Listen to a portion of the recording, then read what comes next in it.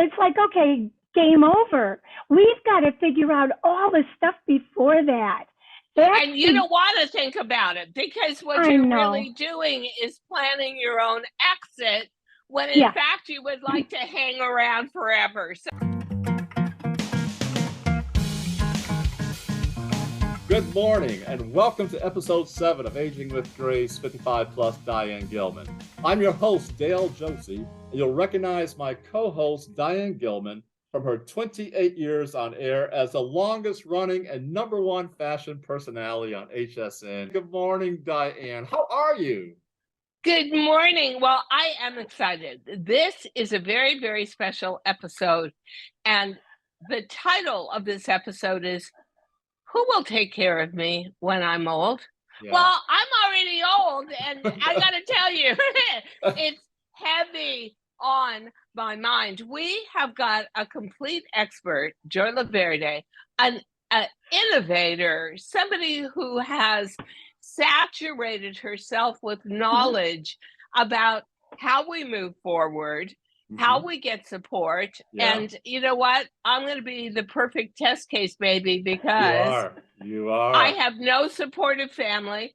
I have no children. And I somehow never get around, don't scream at me, people. I never even got around to creating a will. Don't scream at me. Okay. I knew it. If you just try to be honest, and look what happens. Look what happens. Well, you know what? In terms of being honest, this is a great topic because Joy Loverde is the author of The Complete Elder Care Planner and Who Will Take Care of Me When I'm Old. She has been quoted in the Wall Street Journal, Time Magazine, Money Magazine, among many others. Joy has also been interviewed on the Today Show, Good Morning America, NPR, and so many others. With that said, Joy, we've covered your bona fides. Welcome to Aging with Grace 55 Plus. I am so happy to be here. Good deal. And you're here with an old girl. So, I'm 77, and obviously not creating a will is not a great thing. And every time I go into some situation where they say, oh, well, you have to give us a backup number to call, I'm thinking, oh, no.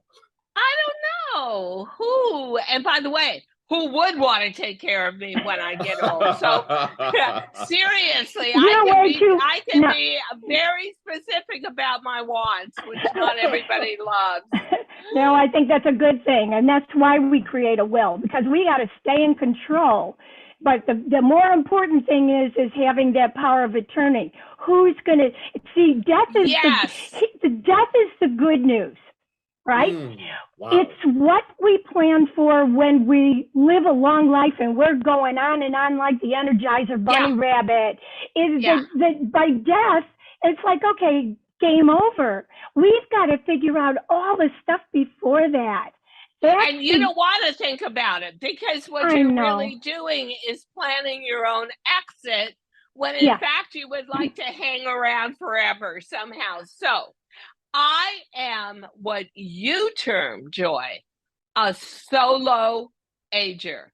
And I don't think you know this statistic, but 80% of women outlive their husbands in America and live out their latter years alone. And out of that 80% will pass on at literally the poverty line. Because we're never, as women, educated on take over, plan your own destiny. Yeah, you've got a husband, but you know what? You need to know everything. So to me, the new normal is aging well into life. I've got friends in their 90s. I have a friend who's 102. But I ask you, how do you build a network of support while you still can? And how do you get any continuity out of a non-family member, a hired, albeit freelance employee, that you can trust to take care of you? That is heavily on my mind. Okay, so let's talk about trust. Trust is built. Trust takes time. I don't care if you're hiring a professional or your friends. Trust takes time, and it takes experimenting. Here's what I mean by that. Let's talk about our friends. There's a good chance that we will have friends, but we have to cultivate younger friends as well. So now we got to talk about the quality of what kind of friend am I? If I don't have anybody to call at 2 in the morning, it might be because I haven't offered to call somebody at 2 in the morning. So we have to say, all right, look, here's my situation. What's your situation? Let's build an informal agreement, and then test it. That's the hard part, because nobody wants. But what if your friends are already burdened with their parents? And so I have friends in their very late 50s, beginning 60s. They're burdened with their parents. Mm-hmm. And I don't even want to say burdened. They're occupied taking care of their parents.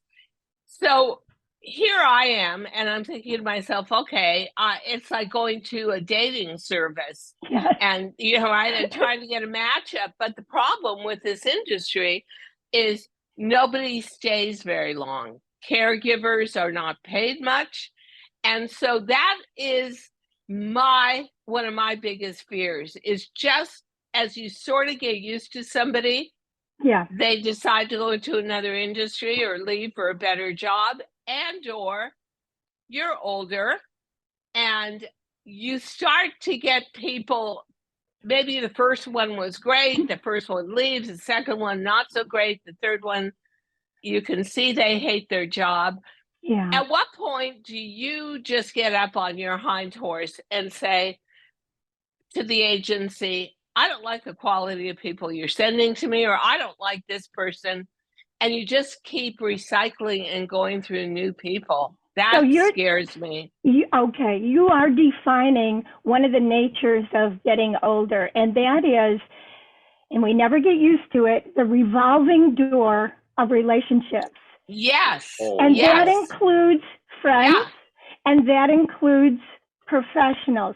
Like, if we know that that's part of it, we won't be so surprised. And hopefully we won't run out of people, but it is part of the nature of it. So we do our best.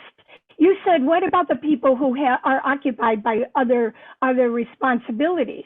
It means we have to have a handful of people, not just a few, a handful. And we have to figure out how to hang out in circumstances where there would be a revolving door of people that we would be meeting from time to time. It is all part of the nature. Look what we experienced in COVID. So we got a little taste of what it's like to be isolated and to be like, I have no one. I can't find anybody or whatever. But we did. We figured it out. We stayed in touch somehow, some way, and people did come to our rescue. Was it a delivery service? Sometimes. Was it somebody who lived next door to us? Sometimes. Was it somebody on Zoom? Sometimes. But you see, it's not just one thing. We got to get out of that mindset of the way it used to be and go into, this is a new ball game.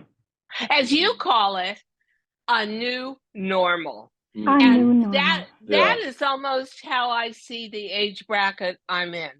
I've sort of prepared all my life for this. I was very forward thinking about aging because I had parents at a time when it was unheard of to be much older parents.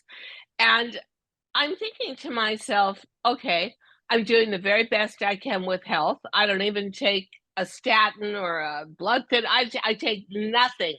And my stats are always great. But okay, I'm about to be 78. I mean, I'm pushing 80, and I don't see any structure around me that is going to be that supportive. Now, I joined 2 women's clubs. Their average age is right around me. But I would say 90% of those women are now taking care of an ailing husband and emotionally, somewhere along the way, preparing for widowhood, that becomes a big discussion. So, and most of those women have money, so I will tell you that they're taking care of their ailing husbands with medical backup, but no emotional backup, and they feel very alone. Does that sound familiar to you, Dale? You've got a really good family structure around you for aging. Yeah, I do. And I think that gives me that comfort because we have young people, we've got friends, and I like what Joy said about and children. And children. If I didn't mention them, I'm sorry, kids. I've got kids. I've got thinking, did he forget his three children? Well, I sure guess did. you could. I jumped over them to the grands, but I meant no offense, kids. You're still in the will. Everybody's still in the will. But Diane, to your point, you're absolutely right. And I like what Joy said about the revolving door. We'll talk about that on the backside. But here's a statistic that's interesting, is that millions of Americans take care of a friend or family member with a serious condition. But here's the question. Oh, yeah. Being a caregiver can be a labor of love, but can also be stressful if someone's even at distance. So Joy, how do you balance that out when we talk about elder care for family members? Is your question about long distance? Is that your question? Yeah, it's a two-part question. I lived that. That was terrible. Oh, absolutely terrible. Right. But when I heard your story, you said you made it an effort to go in person. Many people don't do that. So, interestingly enough, the situation is worse when you're there. A sad fact is we all start separating early on. When do we start the conversation about getting back together, knowing that what's on the horizon? Is that a possibility? We can't afford to not be closer together. It's almost impossible. Or you get all stressed out. If you have money, you hire people, you come in and out. What's the answer? It's different for everybody. Now, it must be different for everybody. My mother lost my father after like 55, 60 years of marriage. She was in her 90s. She lived in a duplex in northern Maine, and she refused to even have a housekeeper. Right. Wow. She was still driving her car, but she hated her earpieces, and she was really deaf without them, and she would drive without them. And the few terrifying times I was in the car with her, there would be sirens, whatever, and I'd say, you put in your hearing aids. Nope, don't like them. Why do I need them? I said, because there's sirens all around you. But, I don't think that, I think I'm my mother's child. And I think that I will get into an extended age bracket and it'll be, nope, I don't want to give up my independence. Nope, I don't want to give up my freedom. I want to do it my way. Am I the majority of aging America, Joy? Or I am? You are. Okay. You are. But it doesn't happen by magic. That's the thing that we need to stress. Anything you want, Diane, anything, you must go through the checklist and say, how am I going to get this? That's right. So and there's no cookie cutter answer. Your answer is going to be different because you may have certain resources other people do not have. You live in a city where you have a lot at your fingertips. Yes. So there are people who live in the middle. Okay. Now, you go from there. How am I going to get what I want when I can't do it for myself? That's it. And you go through, and then you don't do it in a void. You got to start asking questions. You got to talk to financial people, talk to social workers, talk to real estate people, talk to the people who know the ins and outs of forgetfulness. We have to plan for forgetfulness if we want independence. Yeah, that's a good point. There are people that we have to start talking to, professionals, patient advocates. I could go through this long list of all these people that are listed as resources so that you say, hey, I want to talk to you. I want to make sure I get what I want. And then you So- say to them, what should I be asking you? What kinds of Yes. questions should I ask you? I'm always very pragmatic. So Yeah. I always make lists and check them off. Great. So I think what we have to think about doing is make a list of what you want as you Yeah. age. Like when I'm sitting at a table with all these ladies from one of the women's clubs I joined, one of them is now talking about how she had to hire 24/7 for someone to watch her husband because he has Alzheimer's. And even if they're going to a restaurant, he'll just get up and say, I'm going to the men's room, then forget he was going to the men's room, wander out, and be missing for hours at a time.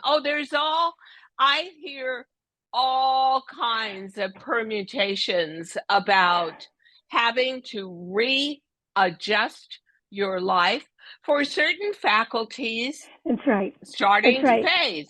So what you mentioned, putting together a will, a question to bring up with an elder law attorney is the provisions in a will, in an estate plan about forgetfulness. There are very specific things that we can have noted by an attorney, and then make sure that you have a discussion about who gets this piece of paper. Because remember, the paper's no good unless it's in the hands of the person who will execute the agreement. So that's two things that we have to do. We have to plan for forgetfulness. I don't call it dementia. I just call it forgetfulness because it's a possibility more than Alzheimer's.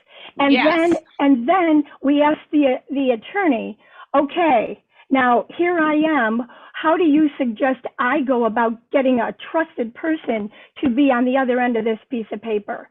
And then you also ask a financial planner the same question. In other words, we're creating an environment of asking the right questions. Truthfully.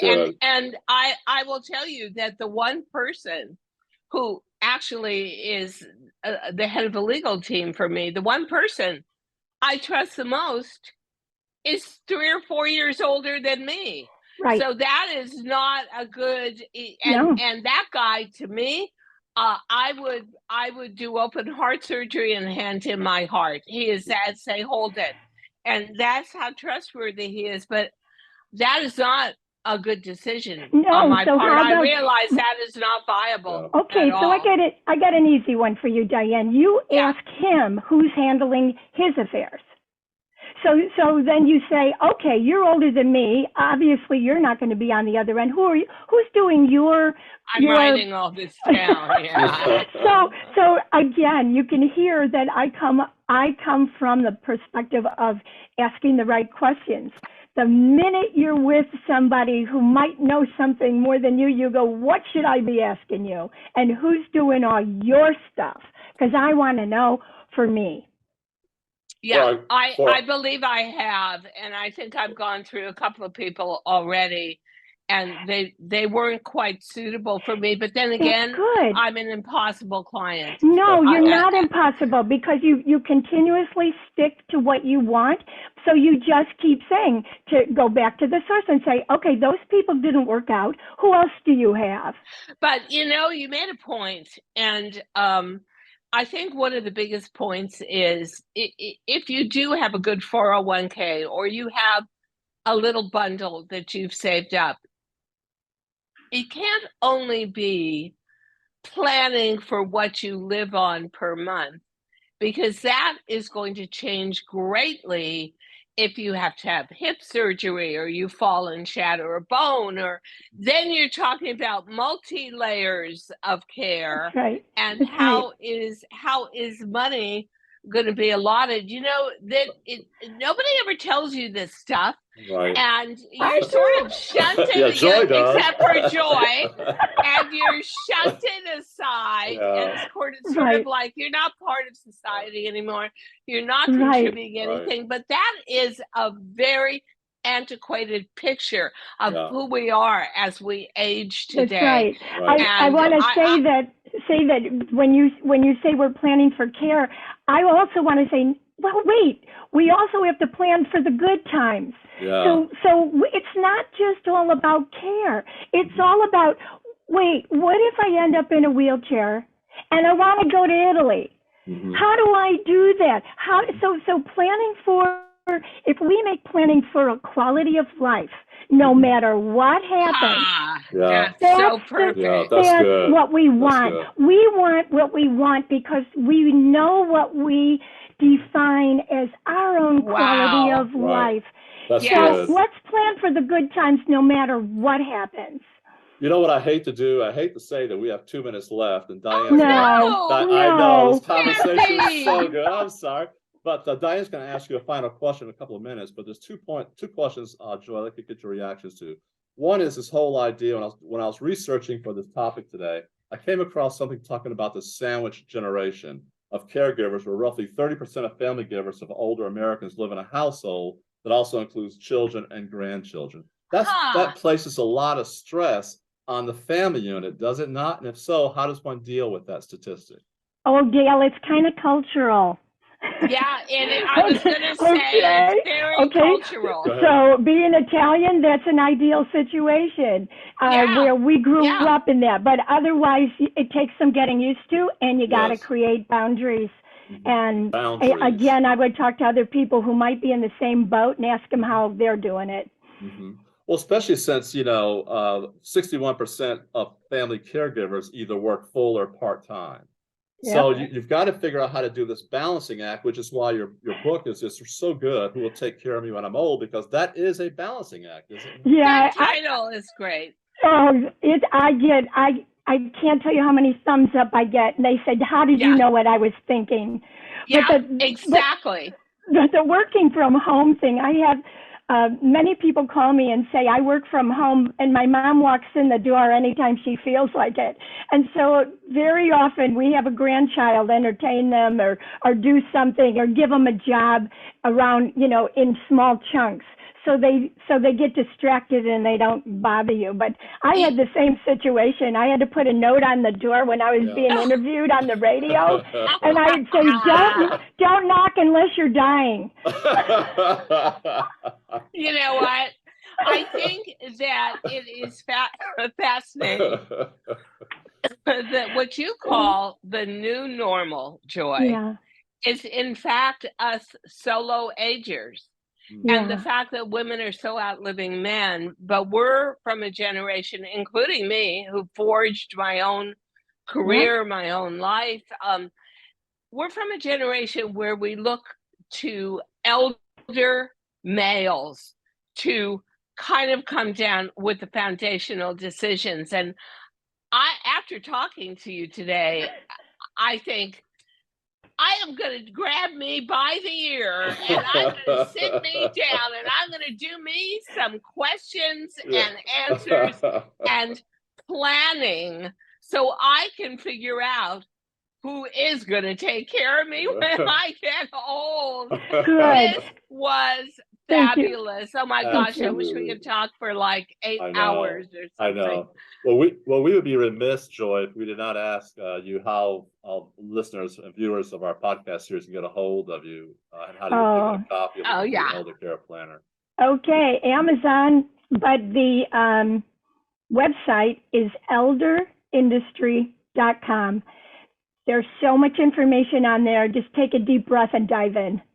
Very good. And Diane, here's the thing about Joy. Over her shoulder, you see all those medals from her husband. Apparently, Joy, off mic, you said your husband is a 75-year-old jock. I love that. Yep, he's playing men's senior baseball. As a matter of fact, in a couple of weeks, we are going to Egypt so he can play with the Egyptians. His whole team has been arranged as international baseball. So the thing, just keep doing what you love. Totally, he never stopped playing baseball.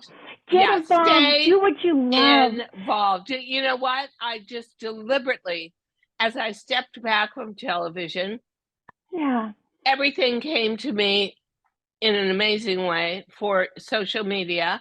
I joined a series of women's clubs that had some really great events, and I started to craft a new life for myself, which you term the new normal. Love it. Yeah. Perfect. And Perfect I way think to that's end. beautifully put. Oh, this was so my pleasure to be part of this. Thank you so much, Joy. And for our listeners, I always learn a lot, so thank you both.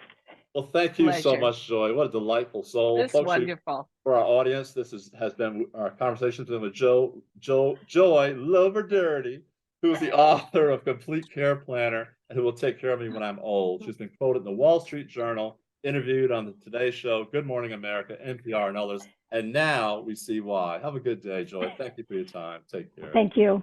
Fantastic. Bye. Bye for Bye. now. Bye.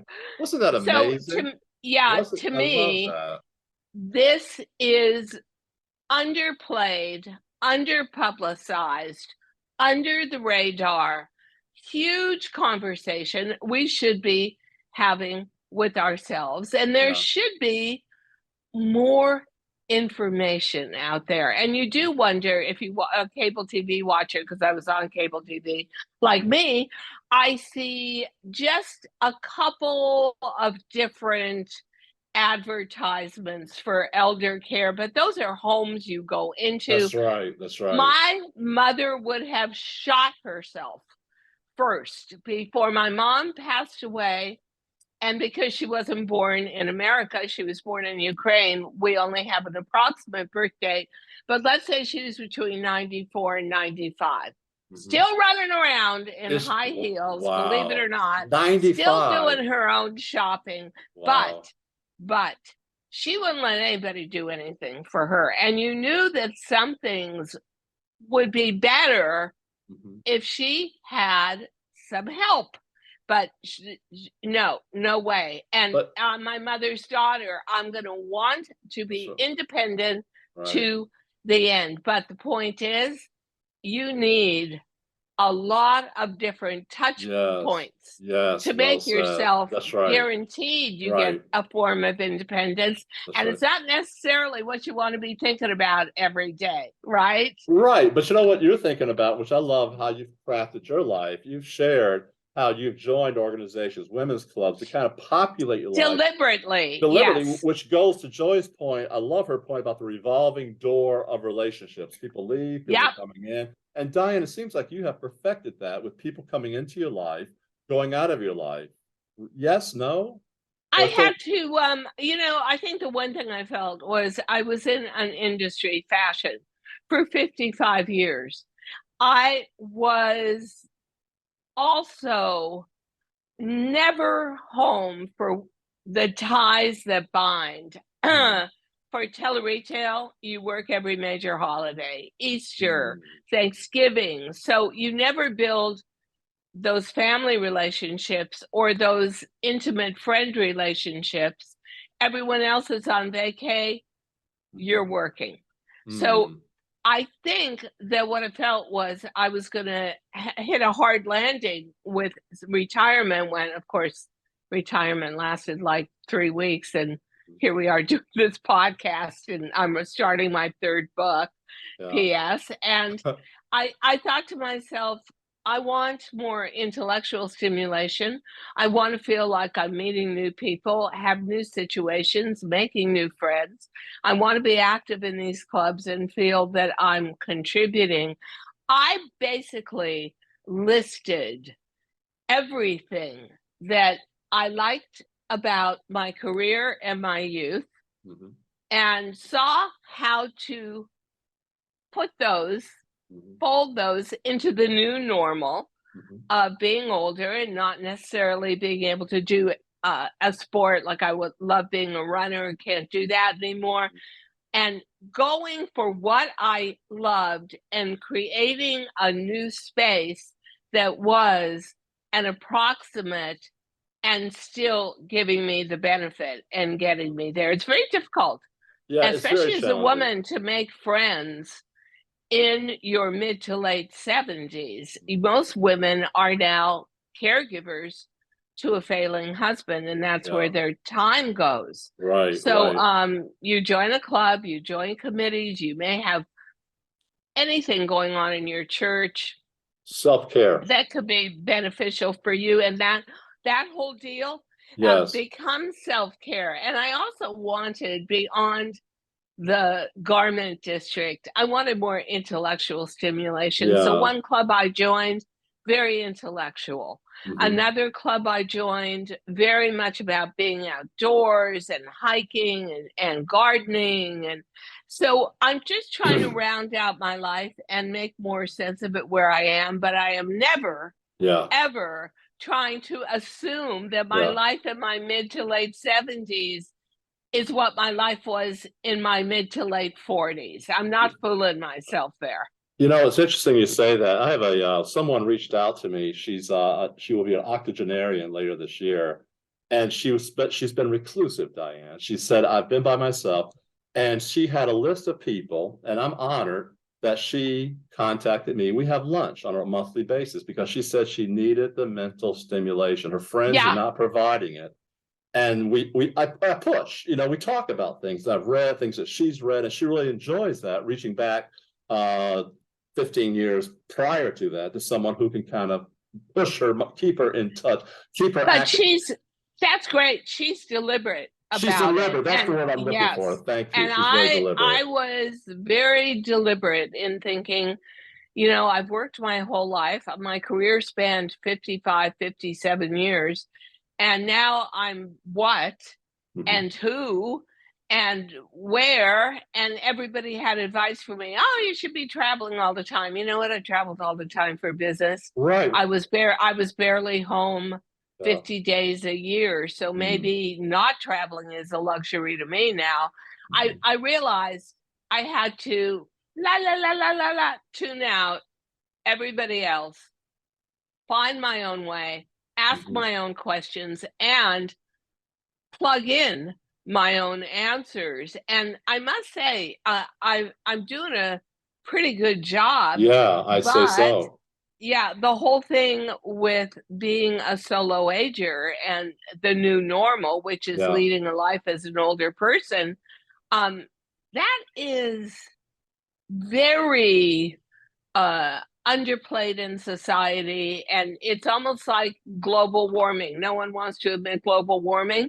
Well, no one wants to admit that the baby boomer generation and everyone 55 and older has a very good chance of living to be 100. And hey, what are you going to do with us? There need to be whole industries created around us that I don't see happening yet. Me either. And to your point, Diane, in my notes, did you hear what Joy says? She said, "Death is the good news. Living life is the bad news, because death is over, is done. The question is planning for those extra years, which you can easily live, according to insurance actuarial tables, to be 80 or 90, almost 100 plus years old. What do you do then? That could be very frightening. I think it would be. It could be frightening, or it could be quite an adventure. That's exactly right. I am going to take it as the potential of having an exciting adventure. That's what this is. You know what? Reader's Digest had an article about this lady. She was 86 years old. She was stepping on a bus for a tour in Italy, and she died. And everybody said, how terrible. But my thing is, she was doing what she wanted to do. Is that not better to go out on your terms than not, you know? One would hope. One would hope.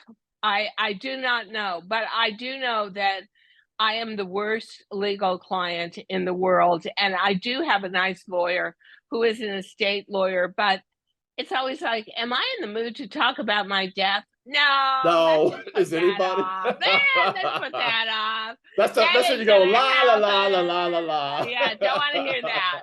But if you do want to hear how to do it right and truly get some guidance, you've got to go to Joy Loverde. And honestly, that title, Who Will Take Care of Me When I'm Old, that the minute I heard that title, Dale, it just satellited around my brain constantly, because it's a question we all need to ask. And the other thing I'm going to say is, I'm going to give a big word here. Karma, baby. I don't think if you live past a certain age and you're still going, I don't think it's coincidence. Agreed. I Yep. think we're here for a purpose, whether that purpose is to enjoy the rest of your life or give back to society or leave a footprint of kindness and generosity and make amends. Whatever it is, this part of our life is very, very deliberate. And yet, I don't see many people dealing with it on that level. So, there's a lot more to discuss, and that's why we do this podcast, Aging 55 Plus. We are in totally new territory. We are, like Magellan or Columbus, we are discovering a whole new world and helping to build it around us as we go. Today, in the remaining 5 minutes that we have, today is the first day of the rest of our lives, right? Yep. Right here, right now. This is the first day of the rest of our lives. But Diane, I want to tease something out with you as a silver hair influencer. We talk about people coming into our lives. We talk about who's going to take care of me. That suggests you're going to give up control. I'm sorry, as my co-host, I have a very hard time seeing Diane Gilman giving up control for someone to take care of you. Yes? No? Let's put it this way. What you way? don't know. I never expected that I would have a problematic knee. It's pretty amazing. The rest of me don't even have an ache or a pain. But that is inhibiting for me, living in a duplex with a really kind of scary glass, staircase. When I had chemotherapy, a friend of mine came in as an employee and was a gourmet chef for nothing but organic food. And for almost 9 months, did all the cooking for me. I credit it with a great part of my success with chemotherapy. So I could see on some levels where I could have a caregiver, but you're right, Dale. I would always be directing the caregiver. I would probably be the biggest pain in the butt going, and that is concerning, but I'm going to put it a more polite way and say I'm pretty specific about my wants and my goals. And a good friend of mine who has just turned 102, Iris Apfel, who is called the accidental celebrity. She became famous much later in life, and her 100th birthday was celebrated with Vogue doing their cover of Iris. She fell and shattered her hip, which never got totally better, about 20 years ago, about the same time she lost her husband. And that woman has such a strong personality. She was directing a whole crew of personal assistants and cooks and drivers from her wheelchair, which she wound up never getting out of. So, if you are a strong personality at a certain point, especially if you're talking about hiring people to enhance the time you've got left, I think you have to be very, very much straightforward, what you expect, the results you want for the optimum life you can lead in the moment. And that's good. That's so good. I think the sooner you think about it, like somebody said to me yesterday, I can't believe your skin. They were doing something, they were liking my hair, and they were kind of guessing my age, and I think she was around 58, and she said, well, we're the same age. And I said, yeah, I don't think so. And she said, how did you do this? And I said, I started way ahead of time. I started in my 40s. That's so good. Planning for my skin to change and be aging, and how was I going to handle that? Well, the same thing is true here with who will take care of me when I get old. You got to start thinking about it. So a little late on that subject, but I am definitely going to put the pedal to the metal after this interview. Mhm. And the other thing I would say to you is take a look Yeah. at Joy, take a look at you, take a look at me. One thing I people my day with constantly, Mhm. smiles and laughter. Yes, You want the yes, greatest age defier, you want the yes, best basis for yes. building a whole elder care team around you.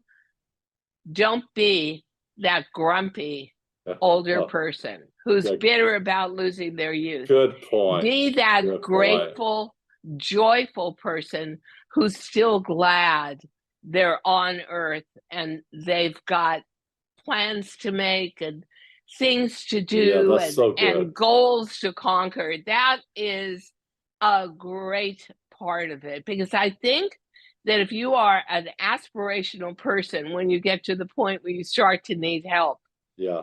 the people that are gracious and kind and Yes. giving are the people Yes. that are going to get the best And care. they're gonna draw people to them versus repelling Yes, people if you're bitter. yes, and mean. exactly, Yeah. exactly what Yeah. I mean. But what better words can we end this episode with? You'll recognize Not sure. you'll recognize my co-host in the pearls, the pretty pearls, from her 28 years on air as the longest running and #1 fashion personality on HSN QVC. Diane Gilman is also the talented creator of DG2 Denim for Jeans for Women, having sold over 19 million pairs 20 of jeans. million. 20 million. 20 million jeans in the US alone. What a great story. What a great accomplishment. And what a great show, Diane. What a pleasure. Yeah. Joy This delightful.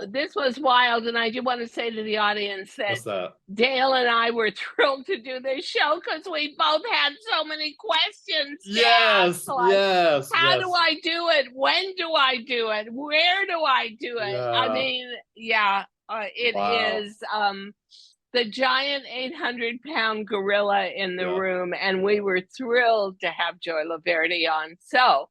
And Joy is aptly named. She made us laugh, and Diane and I also just, we're full of laughter. We're full of joy because, Diane, that is the spice of life.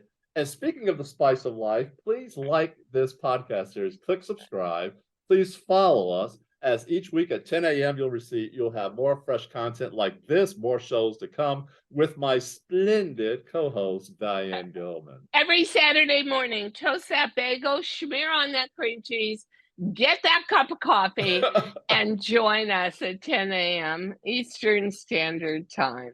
I love it, Diane. Have a great day, madam. You take care. Until next time, live long and prosper. Have a great day. I never get that right. There we go. You're getting close. You're getting close.